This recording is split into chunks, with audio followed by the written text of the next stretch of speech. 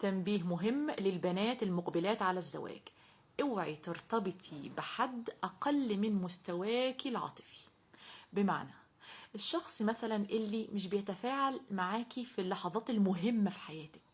لما تفرحي مثلا مش بيشاركك، لما تحزني ما تلاقوش بيساندك. وعلى فكرة ممكن يكون بيحبك لكن ما بيقدرش اللحظات المهمة في حياتك، مش بيتفاعل معاكي بقلب، منتهى الملل.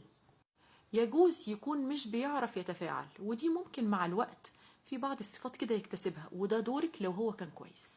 الخوف بقى من اللي بيسطح الأمور ومقضيها متعمد ما يهتمش، ما تكمليش معاه، لأن الزواج في الحالة دي بيكون غالبا غير متكافئ.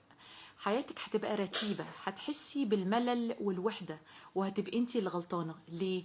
لأنك كنتي عارفة عنه الصفة دي بس تجاهلتيها، أو الأيام زينتلك إنه عادي. لا، مش عادي، انتي اللي هتدفعي التمن. لما تشوفي صحباتك أو قريباتك أزواجهم بيتعاملوا معاهم ازاي وبيشاركوهم ازاي بقلب على الحلو وعلى المر، هتقولي اشمعنى؟ لا، اشمعنى دي انت اللي هتلامي عليها وانت اللي هتحاسبي عليها.